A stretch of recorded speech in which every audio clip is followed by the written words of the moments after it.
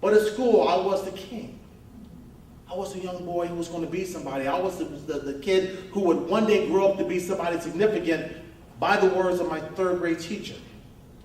And I remember loving going to school because at school I was something. I was somebody. I wasn't that stupid kid. I wasn't the kid whose daddy didn't love him. I wasn't the kid who was wondering why his real parents didn't want him. I wasn't the kid who was just a stupid kid. At school, I was the kid who meant something. I had value.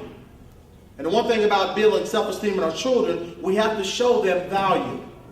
Because many of our young kids right now have no value in themselves. Just the other day, there was a security guard who, does security and ended up shooting 2 boys. I don't know if you guys heard about that. He shot 1 boy in the chest and 1 boy in the foot. They jumped him.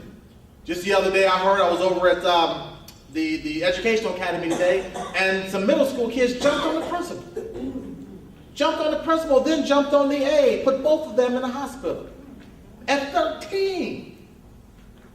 And I said to myself, something is wrong. What is going on? What is the epidemic in our families? What's going on in our society? Because our kids today, they think that 16-inch spinners and bling bling is where it is. That ain't where it's at. Because they don't realize that those kids that they see on TV, and those Escalades and the Hummers and all of those things like that, those ain't their real cars. They don't own that bling bling. Well, maybe Jay-Z. Jay-Z got a lot of money. His bling bling may be real.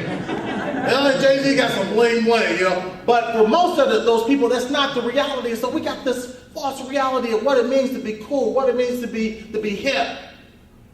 And the thing about it is, our kids are dying every single day. And something needs to be done.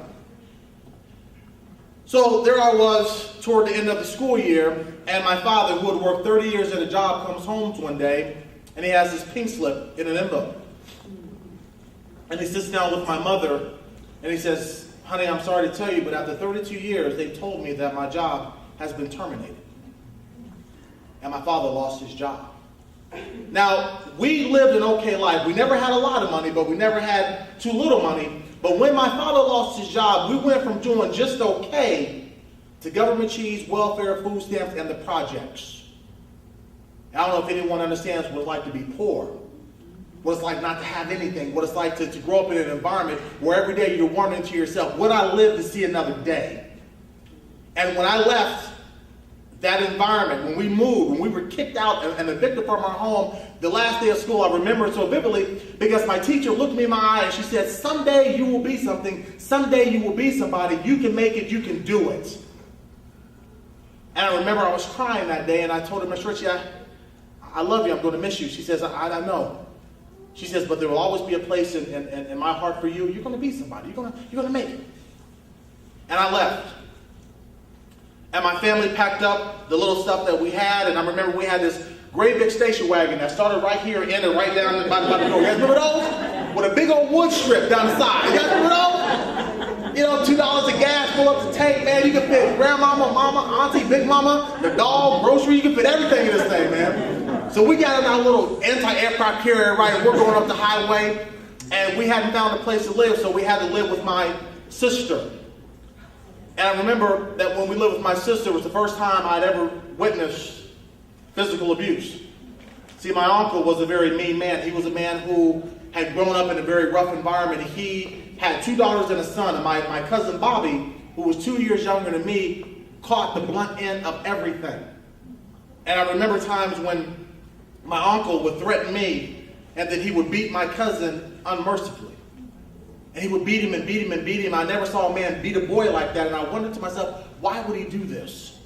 And there were many times that we would be sitting around the kitchen table, and if my uncle came into the kitchen, my cousin would get so nervous that he would just throw up because he was so scared of his dad. And one day we were sitting in the kitchen, and my uncle comes in, and I looked in my cousin's eye, and I knew that after a while, if my uncle continued to stand there, he was going to throw up. And I said, I knew at that moment, I said, please, Bobby, not today. Don't do it today. But about 5 minutes later, he throws up. And my uncle looks at him and comes over to him, and he balls up his fist, and he punches him in the face, and my cousin goes to the floor. And his nose is busted open, and his blood coming down. And his father kicks him. And he says, since you can't keep it down, you throw it up, you eat it. And I'm 8 years old, and I'm scared to death, and I'm watching my cousin eat his own puke, and it's killing me inside. Scared to death. Wondering, am I next? And I saw that abuse in that family for a long, long time. And I remember when we finally left, we moved to the inner city. And we lived in the suburbs. Now we're in the inner city, and we're right in the heart of the projects. And the thing about the projects, everybody has nothing. Nobody had anything. And I remember that our apartment was so small that if you put the key in the front door, you'd break out the back window. You know what I mean? It was rough, man. You know, roaches playing bid whist. You know what I mean? It was rough. I mean, roaches come in, roaches be looking, turn on the lights. They don't run, man. What's up, Mark? You come get some food? What's up, man? You know, it was rough. And growing up in that environment, you know, white kids, black kids, Hispanic kids, everybody's poor. Everybody got no money. And that's when food stamps, they would give it to you in a book. There was no payees cards. They give you a big old book, man, of 50s and 20s. And Mama would go Krogering. That was back in the 70s. We'd go Krogering. Remember that? We would go to Kroger's. And depending on where we would go, would determine how people would treat us. See, Mama liked to go out to the suburbs. She liked to go out there in Oakwood and Centerville and Bexley and Upper Arlington. You know, she liked to do her shopping in a high-class society. See, when we was in the hood, it was cool. We bring the food stamps down, everything was good. How you doing, Miss Gary? Good to see you, man. So you want these fives in? You want to keep the fives in? You want to break this book, Mama? You know, Mama, I ain't breaking that book at 20. You know, Mama had her big book of food stamps, man. She was serious. You know, so Mama had her food stamps in the purse, right? And one time we went out to the suburbs, and Mama's going out, and I said, great, you know, so Mama counted this little sale out at a place called Oakwood, which was very, very well-to-do, you know, so we go out to Oakwood, and Mom has, I mean, you know, man, back in the day, food stamps, you can get a whole cart, you got Captain Crunch, steaks, and Beanie Winnies, and all this stuff, you know, so Mama's, the cart is leaning over with stuff, right, I'm pushing this thing, trying to control it, you know, and I'm kicking Mama in the back of the ankles, and Mama's about ready to smack me, you know, did you kick me no more, boy? I said, come on! So, you know, we're out there, you know, shopping, and we go up to the counter, and the lady behind the counter said, well, how you doing? Welcome to Kroger's, come on up, you know, come on, let's go, you know, and we put all our food out, and there's all this big old line, and, you know, everybody's looking good, you know, and we went on up, and there I was standing next to Mama, and my dad, of course, he's in the car, because he never came in, because if my dad know Mama going there shopping, Mama going to be in there for 3 hours, Daddy stepped in the car, go to sleep, and when my Mama pulled out those book of food stamps, all of a sudden, the expressions changed. And they looked at us like we were less than anybody that had ever came in our store before. And they made us feel this small. And then the people behind us started grabbing their children, bringing them closer. Grabbing their purses and, you know, looking at us like we were just nothing. And I never forgot that embarrassment. I never forgot how it made me feel to be 8 years old and to wonder why do we have to be poor, Mama? Why? I mean, why me? Mama would get the food and she'd take it on home, and Mama would cook it, and that's the way it was. And then Mama started having some problems of her own, and Mama started lashing out at me, and then the physical abuse, the verbal abuse now turned physical. And though in my day, discipline was part of the family, there's still a line you didn't cross, and if the line was here, Mama was always to the extreme. And I remember many beatings when Mama would wake me up in the middle of the night, beating me, blaming me for things that I didn't do. There were many times that I would come home, and anything that Mama could grab her hands on, anything, didn't matter what it was, Mama would grab it, and she'd beat me with it. And I remember one time I came home from school, and I forgot to bring a note home, and Mama throws me down the basement steps, and down in the corner was this iron pipe. And Mama picks it up, and Mama starts beating me with this iron pipe. And I remember every time she would hit me with this iron pipe as I tried to block the blow, and the pipe would hit my bones. It felt like my bones were crushing, and Mama beat me for like 40 minutes. And Mama left me on the floor to bleed. And there I am, a young boy, shivering, knowing that one day I'm going to die. And I would go to bed at night praying to myself, asking God, God, please, if I shut my eyes, if you could just take me, then I could escape the pain. And now turning 9 years old, my self-esteem was at an all-time low. And I knew that I wasn't going to make it.